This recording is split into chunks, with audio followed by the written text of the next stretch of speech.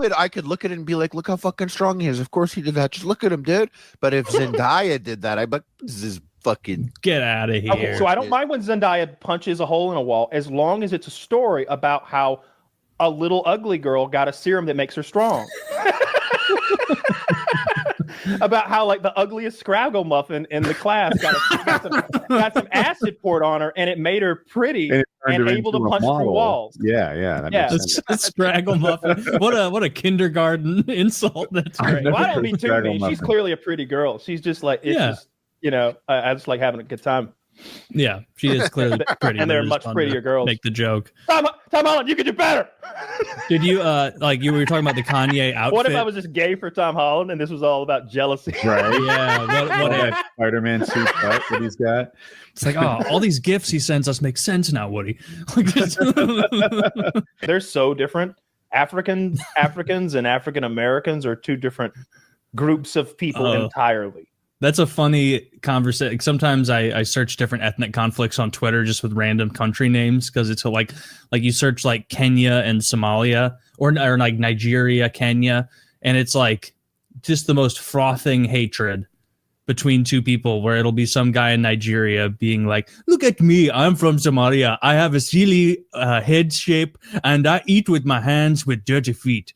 And if all these other Nigerians are like, that is so true. That is so funny. That is what they are like. And so then the Somalians are like, you guys are bullies and you beat us up in your neighborhoods. You're just savages. Dude, they just hate each other. They're like different, they're almost like different species. I think that's what they genuinely are, because I had that, like the Nigerian guy, I was there and he was huge. He was maybe 6'4", 240 or something, like fit and tall and just huge and good looking. And then the Somalian guy, he was like this peanut-headed, emaciated, gross little guy with like skinny everywhere in all the wrong places. He had that sunken in, like I am the captain now face. Yeah. Dude, that is what they get him for. They'll be like, some Somali will be like, you be quiet, Nigeria. You are a backward and shitty country. And the Nigerian will be like, get out of my face, you light bulb-headed freak. You do not belong in Nigeria. We are a great nation and your kind ruin it. You can do that with any country. You can also search. It's harder to find with Asian, like on Twitter at least, because in the Asian countries, like they're fighting in their own scribbles, and so you can't like search it correctly, and so mostly it's the African one. But like also you're right, the Africans who moved here from Africa and are now African Americans, they seem to have a lot of resentment for black people from here, where they like they have this they seem to have this very like bootstraps mentality, and they look around and are like, I do not like this. Yeah, my Somalian buddy, he had a ton of kids, as you can imagine, like in the teens. I remember that. Oh, wow. Like 13, 17, somewhere in there. And one of them, like his oldest son, was old enough to drive, and he would come in every now and then, and he had his buddies with him, and then he would leave. And then Muhammad would be like, look at him with his ninja friends, pants hanging by the asshole, Kyle. Why can he not be? Look at you. And he like adjusts my tie. You same age as my boy. His asshole showing for everyone, Kyle. I'm like, I don't think they're trying to show off their assholes. They're just like sagging their pants because they think that looks cool. Yeah, sag! The sag! Like, hey, that's a word he could grasp onto. I do not like the sag. It is disrespectful to this wonderful Ford pre-owned dealership. I mean, we had new and pre-owned, I'll have you know, okay? We were a corporate store, all right? They come in here with their pants sagging as though there is not a magic machine in the back with the coldest soda you can imagine that I am allowed to purchase from with coins given to me by my boss. You know what I will be doing back home? Trying to protect myself from a rhino pack. He said, do you ever see Black Hawk Down? I was like, yeah, I saw that. He's like, that was me on the roof with the RPG. I'm like, Funny, right? And he's like, yes, very funny there. And I'm like, wait. Very fun. It's like, wait, I think that was Somalia. So now you're the Somalia. Yeah, no, guy. Yeah. I'm pretty sure he wasn't a terrorist. I think they Delta forced most of those guys, but still, Mo was a great guy with a terrible family. I don't understand having all those kids, man. That's a cultural thing, I think, and maybe it goes back to cultures and times where infant mortality was huge, or maybe you needed that big self-made workforce on your own subsistence farm, etc. But when I see people even today with like 4 kids, what the fuck are you doing? What are you up? You see 4 is crazy? I'm like, get off of her. Leave her alone. At least in my head, the 6 is the number. Woo! Where, like, if I hear someone has 6 kids, I'm like, that's bananas.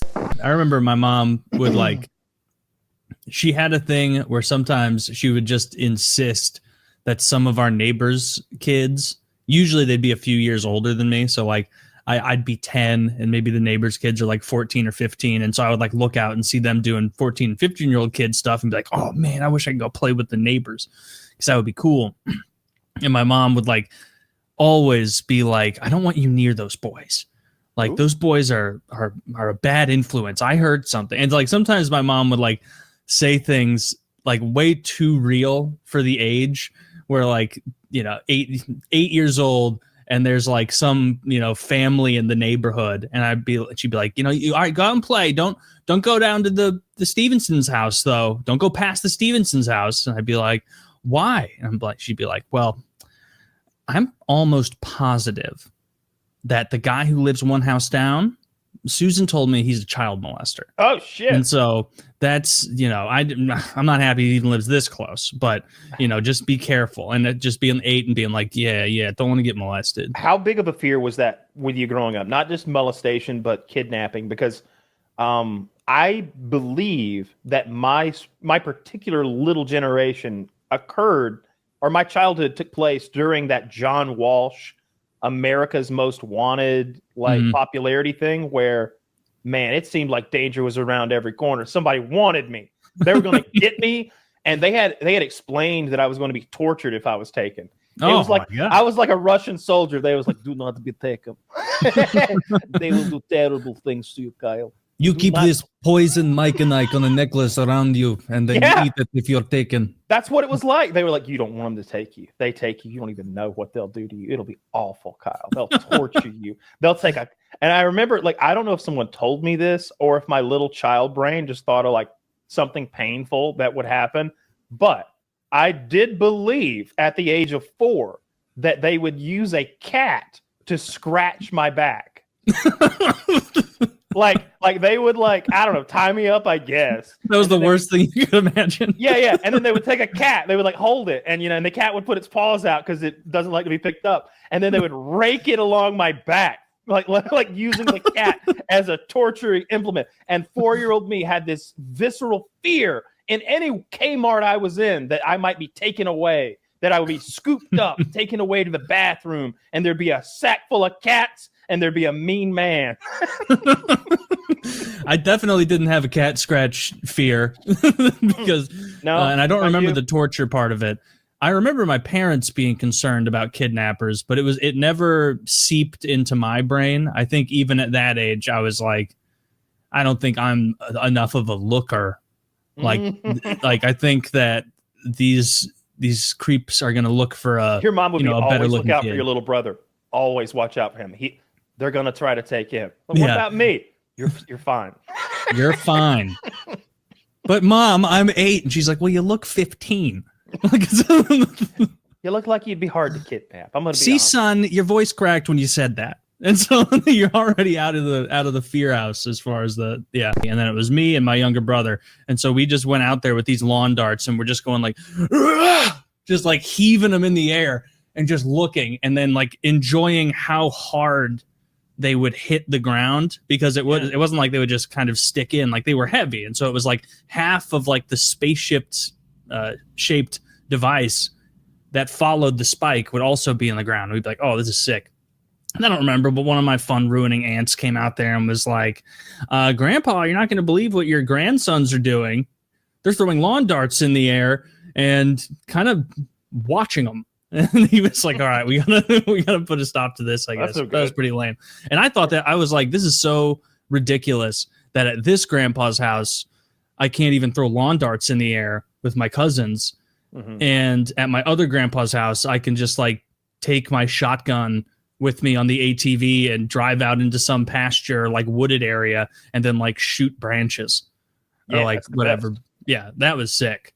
Like that was like an interesting crossover, because all my like city suburban friends, sometimes they would come down to the country grandparents' house, and I was always surprised when they were shocked at the amount of shit they were allowed to do. Where they'd be like, all right, what are we doing? I'm like, we're going to go ride ATVs and probably like maybe shoot guns later. And they're like, okay, well, like, where are the adults? And I'd be like, what the fuck are you talking about, homo? It's just us. It's just us out here. Like, we're goofing around. My house was a fun house to come like hang out at because there was very little adult supervision. My dad always kept a large amount of cash on hand, which I would get out and play with. So we'd play like just play with it. Yeah. It was. I was like, you ever roll a pile of money before? And they're like, nah. I was like, so we'd play with it. We have a money pile fight, and then I'd count it to make sure they hadn't stolen. I always had that in the back of my head. I'm like, now I'll count to see if I can trust you as a friend. And then there was a little bit of beer laying around somewhere, I'm sure, if we wanted to do that. But there was definitely guns to fuck around with, and I was always big into making, I guess you'd call them bombs today. Yeah. I guess you'd call it an improvised explosive device. Yeah, if you were a veteran of the Iraq War, you know them as IEDs. Yeah. But we thought them as firecrackers because Georgia didn't have fireworks. So I had to make my own fireworks. So we'd make fireworks and blow up stuff. Usually not animals, because that seemed weird to me. There'd always be one kid that I would invite, like, can we blow up a frog? Or like, nah, we're probably not going to torture any animals today, Andrew, but check back with me next week. So I think my place, and then paintball. I had my own paintball course. So it was a good time to do that. The problem with that was all my friends are poor. I didn't have a single friend who had as much disposable income as I had, at least I would say. Or maybe that they didn't have as much for like silly shit. I guess that's like what disposable income is for. But it would be so fucking lame. These parents would send their kids to go play paintball, and they wouldn't send them with enough paintballs to play paintball.